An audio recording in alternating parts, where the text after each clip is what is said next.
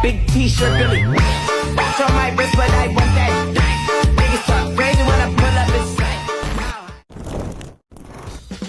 Assalamualaikum warahmatullahi wabarakatuh.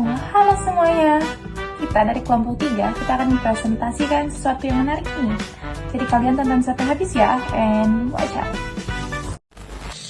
Pernah nggak sih kalian bertanya-tanya gimana sebuah bisnis itu berjalan dengan lancar dan apa aja sih faktor-faktor yang membuat bisnis semakin diminati? Mari kita bahas. Di tema yang sudah kita dapat, kita akhirnya menentukan sebuah judul, yaitu peran administrasi dalam mengoptimalkan impact digital marketing dan harga jual terhadap peningkatan penjualan pada sebuah usaha. Mari kita bahas satu persatu. Dari administrasi, apa sih administrasi itu, Kak? Oke, baik. Jadi, apa itu administrasi bisnis? Ya, administrasi bisnis merupakan fungsi yang memegang peran yang sangat penting terhadap tercapainya kelancaran, usaha kegiatan, ataupun aktivitas yang dilakukan oleh pengusaha atau organisasi tersebut. Lalu, untuk fungsi dan ciri-ciri administrasi itu seperti apa sih, Kak? Tolong jelaskan dong. Oke.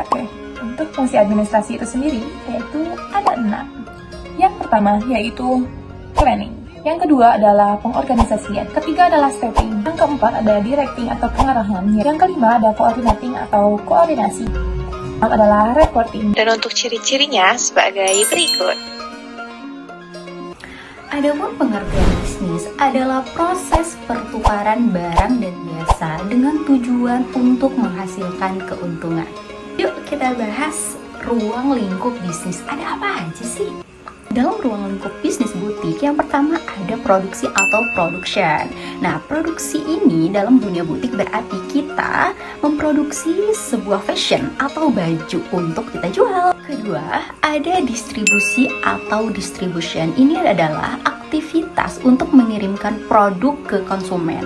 Yang ketiga, ada pemasaran atau marketing. Nah, di era digitalisasi ini, seseorang tidak hanya bisa berbelanja ke butik atau ke store, tapi kita juga bisa berbelanja ke marketplace.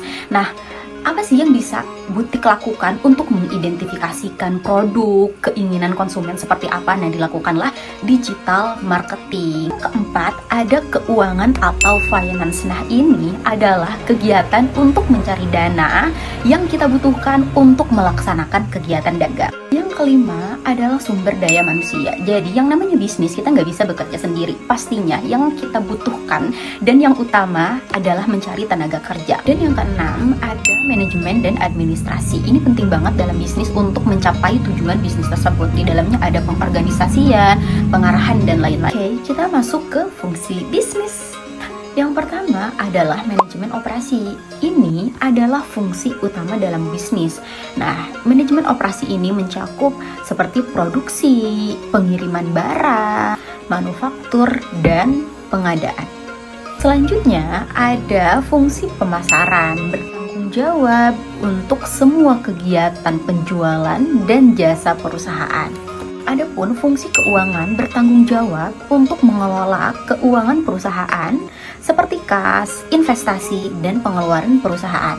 Selanjutnya ada sumber daya manusia. Nah, ini bertanggung jawab atas semua aspek karyawan seperti rekrutmen, pengembangan, terus pelatihan, dan juga pengelolaan. Secara garis besar ruang lingkup bisnis ini terbagi menjadi 3. Yang pertama itu adalah pemilik organisasi atau yang sering kita sebut sebagai owner.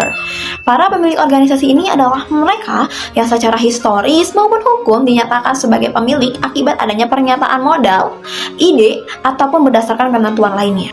Yang kedua itu adalah manajemen atau board of manager of directors. Nah, ini adalah orang-orang yang menurut para pemilik organisasi, perusahaan dinyatakan atau ditunjuk sebagai pengelola organisasi dalam aktivitasnya sehari-hari untuk suatu periode tertentu.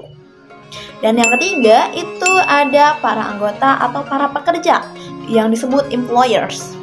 Para anggota atau para pekerja dalam sebuah organisasi merupakan unsur sumber daya manusia atau sering kita sebut SDM yang sangat dominan dalam sebuah organisasi tersebut. Impact of digital marketing. Digital marketing memberikan dampak yang sangat signifikan nih dalam perkembangan bisnis modern.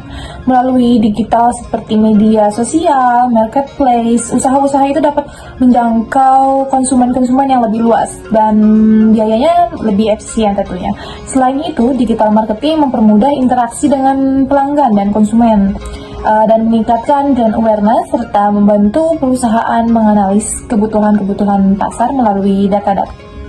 Ada pula strategi marketing dalam sebuah bisnis terbagi menjadi 4, yaitu promotion, product, place, and price. Oke, kita akan memberikan salah satu contoh harga produk pada suatu butik yang ada di Medan.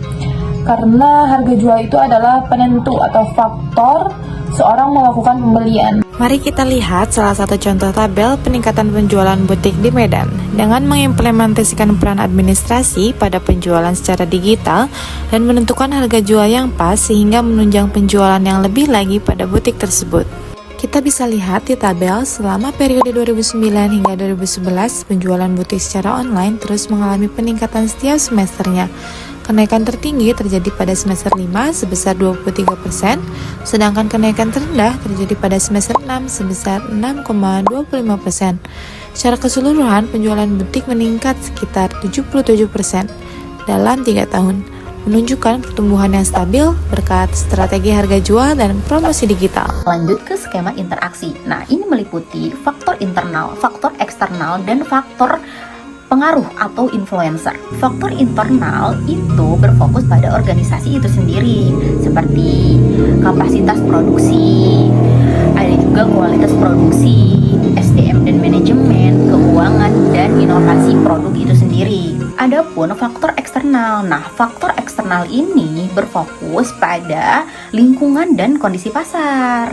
Selanjutnya kita bahas mengembangkan profesionalisme dan akhlak kerja Islami. Adapun prinsip pengembangan profesional Islam meliputi muhasabah dan evaluasi diri. Dalam Islam, refleksi dikenal sebagai muhasabah, yaitu upaya mengevaluasi diri atas tindakan yang telah dilakukan. Adapun niat dan ikhlas, nah semua pekerjaan ini kita lakukan semata-mata karena mencari ridho Allah. Adapun selanjutnya amanah, nah amanah ini kita melakukan pekerjaan dengan integritas dan tanggung jawab. Selanjutnya ada etika kerja Islami. Etika dalam Islam mencakup kejujuran, amanah, keadilan, dan disiplin.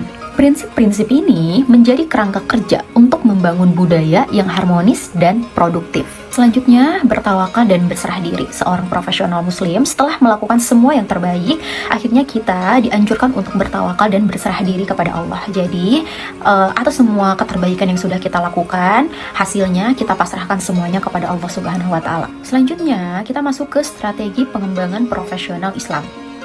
Diadakannya pendidikan dan pelatihan profesional muslim seperti pendidikan formal, pelatihan, pembelajaran berkelanjutan yang berbasis nilai-nilai Islam. Yang kedua, mentoring Islami yang mengadopsi pendekatan mentoring yang berlandaskan ukhuwah Islamiyah.